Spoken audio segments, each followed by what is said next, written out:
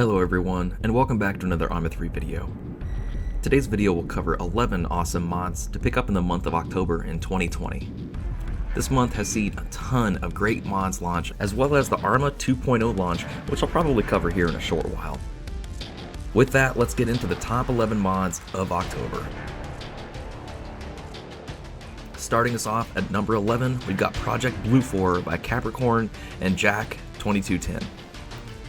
This mod goes out of its way to provide grounded, real-world blue forces by using a few dependencies like RHS and NIARMs.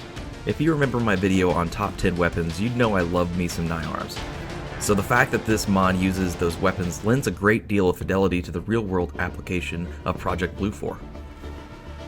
Many nations received love in this pack, some of the most notable being the Brits, the Canadians, the Germans, and the Israelis, as well as some other awesome nations like Sweden, Denmark, and Norway, to name a few. These factions are perfect if you strive to make real-world type missions and scenarios that involve the militaries of NATO, or even alternate reality scenarios with these factions going at each other's throats. Some of the factions received infantry and vehicle reworks, while some of them, like Ireland, Latvia, and the Czech Republic, only received infantry reworks and configs. As this mod started out being only infantry reworks, the vehicles are a welcome addition. At number 10, we've got Women at Work by Max Joyner. I always found it odd that there were no female player characters in the game, considering Operation Flashpoint had them back in the day. I wasn't sure if there was some backlash about possibly killing women or something, but the modding community has brought them back into the fold. This newest edition brings in multiple female characters in various professions like soldiers, doctors, police, and more. There's a small handful of female assets on the workshop, and this mod fits in well with existing assets. If you're looking to mix up the character sexes in your missions or videos, then definitely add Women at Work to your mod collection. At number 9 is Aircraft Marshalling by CryXS. This fun little mod is ace dependent and allows actual players to do some aircraft marshalling for pilots on the ground while taxiing or while departing on missions from an aircraft carrier. This is a must-have for the aviation-based groups that love the RP factor and have functioning ground support operations.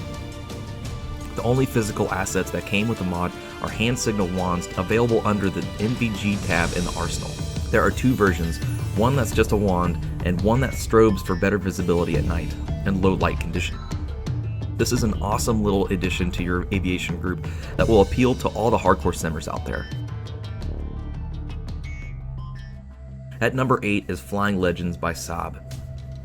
Now this isn't necessarily the newest mod by any means, having been released back in March 2020. But if you've been into the modding community for a while, you'd recognize Saab's signature work. He's done a fantastic job at providing many awesome aviation-centric mods, and this one is no exception.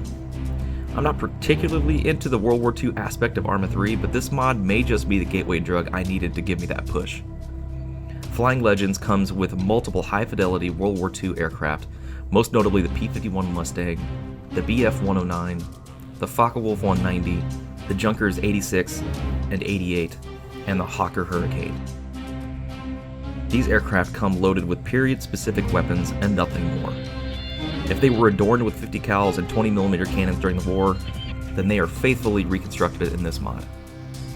The weapons are a lot of fun to use, faithfully recreating that dogfight feeling back in the day when technology was being outpaced by human ingenuity and struggled to keep up. Firing in short controlled bursts are a must, as you'll quickly run through your store of ammunition if you're not careful. Bombs and rockets are also on the menu for the fighters, as well as multi-crewable turrets in the Ju-86 and 88 medium bombers. All in all, these aircraft are an excellent addition to any World War II-centric server and deserve a download for their ability to old-school dogfight alone. At number 7 is Project Future Vertical Lift by Martinez, Alan Huber, and Watt. This mod has been posted for a little while now, releasing back in March 2019, but has seen some continuous improvement and was actually recommended by a subscriber, and I'm definitely glad I gave this one a second look. Modeled after the V280 Valor, this mod comes with 5 variants of the fictionalized V85 Omaha.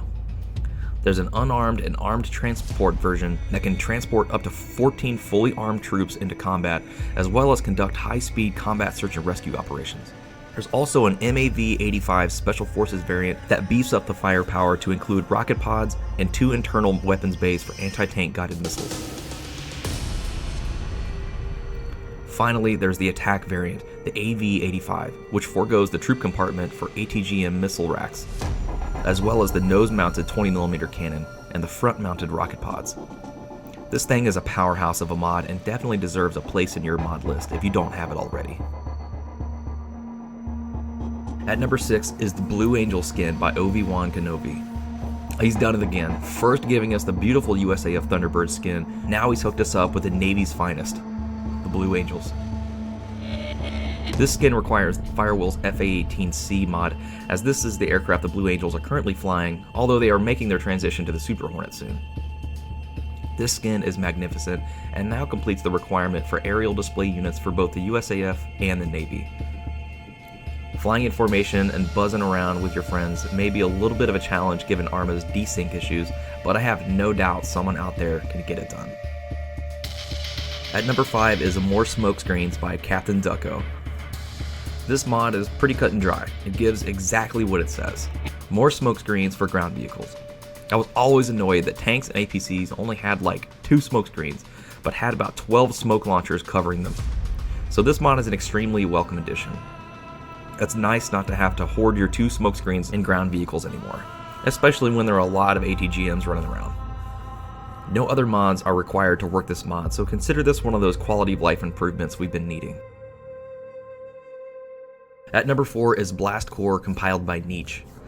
Now, I found this version of Blastcore through another YouTuber, War Is Hell, which if you haven't checked out his content, go over to his channel and check him out. He's got a ton of great content, as well as lots of videos for the upcoming Cold War DLC. This version of Blastcore extends the length of smoke columns and vehicle wrecks from 2 to 3 minutes to about 20 to 30 minutes. This means that you can kick a whole lot of ass and then turn around and look at your conquest's hard work represented by the smoking ruin of your enemies. It's the little things in life. This mod also doubles the amount of smoke generated by vanilla smoke grenades, so if your machine isn't a beast, your performance may suffer if the AI decides to throw every smoke grenade at its disposal like it likes to do. At number 3 is the L119A2 by Roanoke. Roanoke has been providing many high-quality weapons in the last couple months, and his most recent standalone weapon is the L119A2. The L119 is an upgraded adaptation of the Canadian C8 Special Forces weapon, which itself is the Canadian adaptation of the Colt carbine designed specifically for the Canadian Armed Forces. The 3D modeling is superb. The weapon looks, sounds, and handles like a beast. Roanoke is actively updating all of his weapons, and it's clear that his mod work is a labor of love. With a good iron sight picture, as well as the ability to adorn any type of accessory you would need for the battlefield, the L119A2 is a must-have weapon for your Special Forces needs. Do yourself a favor and grab this mod, as well as all of the weapons on Roanoke's page. At number 2 is the Tier 1 Artillery mod by Black Alpha. Now, I'm a sucker for good artillery support mods, and this is definitely one of that tickled my pickle the way I like it. You can use this mod in both single player and multiplayer, as well as a huge list of other mods that will lend a huge amount of longevity to this mod. While in game, if an artillery unit is spawned into the map, the player needs to only hit the up arrow key to open the artillery computer. A well-made interface will open, allowing you to customize your fire mission to your unit's particular needs.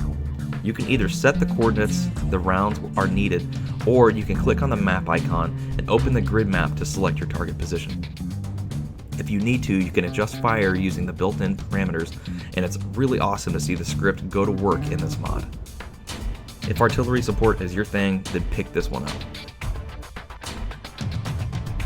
And finally, at number 1 is the absolutely badass AC-130U Spooky II by Sergeant Fuller's USAF mod team. In capable hands, nothing escapes the wrath of the spooky gunship.